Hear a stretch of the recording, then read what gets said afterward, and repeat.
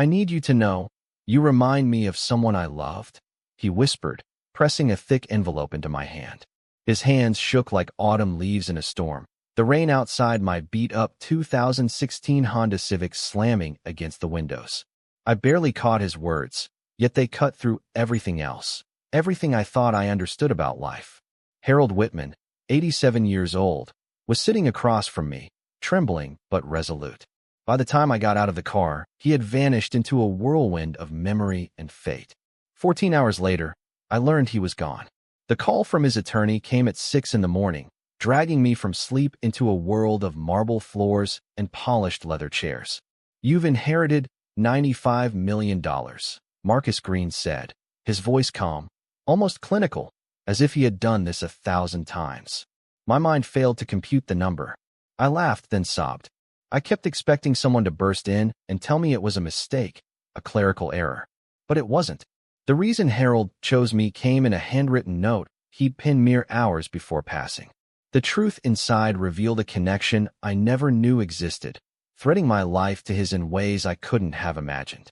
The money wasn't just a gift. It was a lifeline, a restoration of faith in myself and humanity.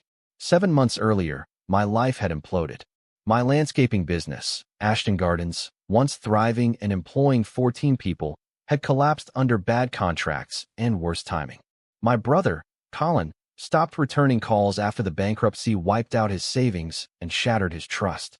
My father, Robert, left careful voicemails offering help, and I stubbornly refused. I'd been sleeping in my car behind a Walmart, living off $2 coffees and cold peanut butter sandwiches, measuring my survival in dollars per day, and hoping for one more ride to cover gas and storage fees. The Uber app had become my fragile bridge back to dignity. Each ping offered a glimmer of hope, a few dollars to keep going, maybe a shower, maybe a chance to shave and pretend my life hadn't crumbled entirely. I drove past the projects I'd once built with pride, Japanese gardens, cherry tree-lined estates, floral installations that now belonged to strangers. Every street felt like a reminder of everything I had lost. When Harold stepped out at Airport Concourse C, he carried an air of quiet authority. Not the flamboyant wealth you see in movies, but the understated kind, the kind that commands attention without needing to announce itself. Silver hair, tailored coat, polished shoes. Yet it was his eyes that stayed with me. Deep wells of loss and longing, reflecting the same emptiness I'd felt in those lonely months behind the wheel. He touched my shoulder gently as I loaded his vintage leather suitcase. "Thank you for coming in this weather," he said softly. "I know it's not easy." The first 10 minutes of the drive were surreal. He asked about my life in a way most strangers never would. "How did you end up driving?" he asked, his voice carrying the soft lilt of the Midwest, patient and curious. "Business failed," I said, keeping it simple. "Family company, bad timing, lost everything." He didn't judge. He listened. And somehow, in that listening, he recognized something in me I had forgotten existed. Resilience, hope, the man I once was. By the time the rain stopped, I understood this wasn't just chance. It was the universe conspiring to remind me that even at the bottom, redemption is possible, and that faith in humanity can arrive in the most unexpected ways. "Pull over," Harold said abruptly, voice low but urgent. Rain streaked the windshield, hammering the 2016 Honda Civic, and I didn't ask questions. I turned into a Walgreens parking lot, the fluorescent lights reflecting off puddles like shattered mirrors. Harold's hands shook as he gripped the steering wheel. "I need a moment," he said, almost to himself. He wasn't winded, not from driving. His breath was heavy with the weight of decades of regret. "I came here to visit his grave," he whispered finally. First time since the funeral. I stayed silent, watching his profile, the lines of age and grief etching every movement. "Why now?" I asked gently. He exhaled, flat and controlled. "The doctor gave me 4 weeks," Harold said, almost as if reading from a spreadsheet. "Pancreatic cancer. Stage 4. Growing quietly while I spent my life running numbers, reviewing acquisitions, planning expansions. Funny, isn't it? Your body can fail while your mind is busy planning the future." I swallowed hard. Harold Whitman, a man who'd just shared the image of his dead son with me, was counting down his last hours. "I have no one left, Ethan," he said, using my name, sending shivers through me. My wife passed years ago. No children, just lawyers, employees, and a fortune that feels like a monument to loneliness. Do you know what it is to have everything and no one to leave it to? He dug into his coat pocket and produced a leather-bound checkbook, gold pin glinting against the raindrops outside. "Let me pay you for your time," he said. "The app handles payment, Mr. Whitman." I murmured, feeling ridiculous for sitting there like I was negotiating for a tip. "This is different," he said firmly. "It's not about money. It's about listening. About letting someone grieve without judgment, without cliches. Promise me you won't look at the check until you get home. Tonight, before you sleep in wherever you're staying, call your father. Tell him you love him. Tell him you're sorry. Say anything. Just don't say nothing." He handed me the check carefully. I could feel the weight of decades of regret folded into the paper. Then he pressed a thick business card into my palm. "If you ever need someone who understands what it's like to fail at the one thing that matters, call me," he said. "Not money, not loans. Just understanding." We drove the rest of the way to the Astor Hotel downtown in silence. The rain thickened, draping the city in a mist that made every street lamp seem sacred. When we arrived, I insisted on helping him with his bag despite the bellhop rushing forward. Under the grand Art Deco awning, he gripped my hand with both of his. "Do you know the cruelest irony?" he asked. "I spent 38 years building an empire worth hundreds of millions, and I'd trade it all for one more argument with my son. Just one more chance to tell him I was wrong, that his impatience came from passion, not disrespect." His gaze locked on mine. "Your father is alive, Ethan. He's waiting. Don't make him wait 38 years for a ghost."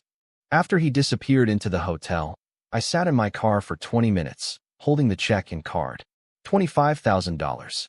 Shaky handwriting, bold signature, a fortune of symbolism wrapped in ink and paper. I called my father, Robert, at 10 p.m., knowing he'd be in his workshop. When he answered, I couldn't speak. "Ethan." His voice was steady but concerned. "Are you okay?" Everything poured out. The photo of Harold's son, the check, the weight of failure, the fear I had ruined everything our family had built. Robert drove an hour through the storm, found me in the parking lot, and held me as I cried. We cried for the lost business, for the ghost of Brian Whitman, for the stranger who gave me a chance I didn't know I deserved. The next morning, a call came at 6 a.m., unknown Milwaukee number. "Marcus Green, Harold's lawyer." "Mr. Palmer, I have difficult news. Mr. Whitman passed last night." My hands went numb. I'd left him at the Astor Hotel just hours ago. "He went peacefully," Marcus said, "but he made changes to his will yesterday evening. They concern you directly." The drive to downtown was surreal. My father came with me, quiet, hand occasionally on my shoulder. The $25,000 check in my wallet felt heavier than it had the night before. Marcus led us into a marble-walled office at the U.S. Bank Center, leather chairs gleaming. He handed over the documents. Harold Whitman had left me his entire estate, $92 million in liquid assets, properties in 8 states, and controlling interest in Whitman Pharmaceutical Distribution. I shook my head. Impossible. He barely knew me. "Don't underestimate him," Marcus said, pulling out a letter. "He knew more than you think." I read Harold's words, his confession and wisdom bleeding through every line. His son Brian had died tragically young, leaving behind secrets no one could reconcile. Through investigation, he discovered that his grandson, my cousin, adopted at birth, was alive, Daniel Pierce, living in Seattle with a family of his own. The resemblance to Brian was uncanny. Same brown eyes flecked with gold, same stubborn jaw, same hands that bore the marks of hard work. Harold's letter explained why he trusted me. I had listened. I had given his grief room without trying to fix it. I had treated him like family. I was, in effect, the man his son might have become. 3 weeks later, I met Daniel in a Seattle coffee shop. He had Brian's eyes, my Aunt Laura's smile. Pictures of his children made my chest ache with recognition and joy. At Harold's funeral, only Daniel and I were family. I spoke about the 40-minute car ride that changed everything, about the lessons in failure and forgiveness. With the inheritance, I didn't just rebuild Ashton Gardens. I launched the Whitman Second Chance Foundation, providing mentorship, bridge funding, and support for small business owners who had fallen on hard times. Colin now runs the foundation with me. Together, we've helped hundreds of families restore their dreams. a bakery struggling with unexpected regulations, a roofing company falling behind on equipment loans, a flower shop run by a single mother. Every Sunday, my father and I tend a memorial garden for Harold and Brian, where roses bloom wild and stubborn. Daniel's children run through the paths, laughing, oblivious to the lessons planted alongside them. 1 month after the funeral, Marcus delivered a note Harold had written that morning at the airport. If you're reading this, it means I finally let go. Don't let money be a monument. Let it build bridges. Every failed business is a successful family waiting to remember what matters. I keep Harold's card next to a photo of my father and me at our original greenhouse. On the back, a note in steady pre-cancer handwriting. Every ending is a beginning, waiting for brave enough hands to build it. Last week, a young woman entered my Uber on my Thursday shift, crying about her failed restaurant. I handed her a card for the foundation. "Why help a stranger?" she asked. I thought of Harold, of that October rain, and the stranger who gave me a second chance. Because sometimes, family isn't blood. Sometimes, it's forgiveness.